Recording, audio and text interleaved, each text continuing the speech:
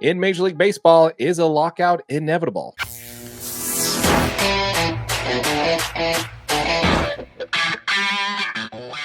First subject we want to talk about here on that is going to be, well, this is an unfortunate article from Evan Drellich of The Athletic, where he stated in an article that basically kind of an MLB lockout is likely.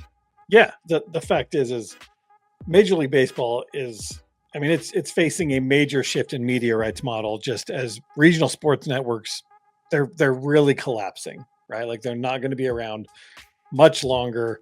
They're all kind of... Yeah, Bally Sports went in bankruptcy and it got bought out by FanDuel.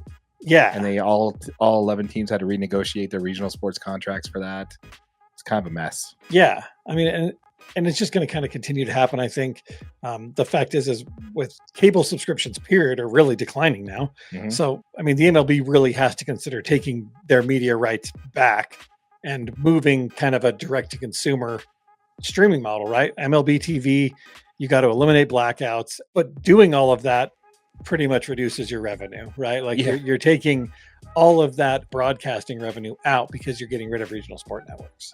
They have to do something, but like you said, I mean, I think lockout's pretty much inevitable at this point. Yeah. So just to kind of give you an idea, the current CBA is up at the end of the 2026 season, and December 2nd is when the current CBA expires. It's a big issue right now because, like you mentioned, the owners are wanting a salary cap because of all the reasons you just mentioned, increasing revenues, regional sport network channels kind of going away, and the ones that did sign contracts, they had to renegotiate new ones. And obviously, the Players Association have always been opposed to any type of salary cap whatsoever. So if the ownership group wants to get a salary cap in place, because with the decreasing revenues and decreasing money coming in, the only way for that to happen is with some kind of work stoppage.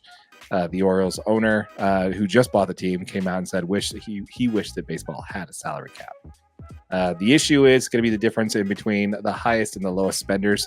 That's kind of like in the middle there. You have 11 teams that lost their regional sports deal with Bally Sports going into bankruptcy. And the future of that is kind of creating an ununified like TV deal that MLB is going to have to structure themselves.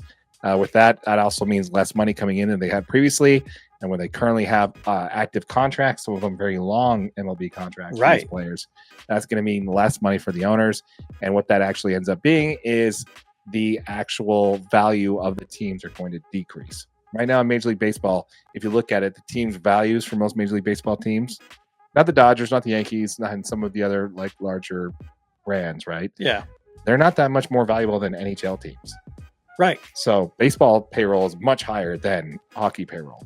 So it's very much tied to those TV deals that you mentioned. I think we're getting to the position there where the players are not going to want a salary cap, and MLB is going to want one bad enough to where they're going to kind of stick their hands in the dirt there and not move on from it. So I don't know, man. I think this article could be right. We could be sitting there in a situation where we have no choice but to experience a lockout. I think I could see the owners kind of pushing for, and what I read was the owners may push for salary compression rather than salary cap, right?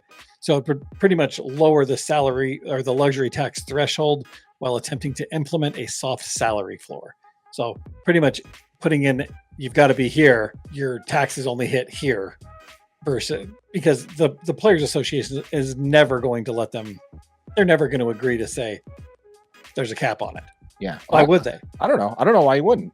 If I was the Player Association, you know what I'd do? I'd go in and say $150 million salary floor, $400 million salary cap. What team's going to hit $400 million in a salary cap, in its salary? Right. Oh, you're saying as far as the Players Association negotiating that in. Yeah. You want a salary cap? Cool. $400 million. $400 million. Exactly. The Dodgers right now are at 304. And the only reason why they're that high, check out our previous video where we talked about how nobody else is signing the players. So why not the Dodgers? So that's why we're talking about that. I think it'd be a smart idea to give them the option, but I like the idea of salary compression versus, because the luxury tax, man, I think the Dodgers right now are going to be paying over $550 million for payroll this year on a payroll of $304 million. With all the penalties they have to pay and going over for more than 3 years and stuff like that. And the other teams are just sitting on that money. So something's got to change. I kind of like the idea of a compression. I think that's probably a good idea. Yeah. I mean, I just think that the Players Association is pretty much going to argue these owners knowingly overspent on all these players, despite knowing that you have financial uncertainty, right? There's teams that are paying too much for players, knowing, oh, hey, we might have some issues with, all of our media contracts. That's not the players' fault. No. I mean, and the Players Association's like, hey, you knew this was coming. You knew lost it. You still spent it. Did they know? Yeah, but I mean, did they know that Bally Sports was going to go bankrupt? I mean, maybe not, right? But the fact is once it does happen, I mean, there's going to be players that are going to be overpaid in those scenarios, and that's going to be the Player Association's argument, back to the league. Yeah, no, I agree with you. All right, folks. Well, once again, if you are watching this on YouTube, we'd like to appreciate it. Thank you for watching this episode of the DNA Sports Recap. If you have not yet considered subscribing to the channel, please consider doing so. Subscribe to this channel. Hit that like button for your boy AJ right over there. With all that said, my name is Darren. That is AJ, and this has been an episode of the DNA Sports Recap. Till next time.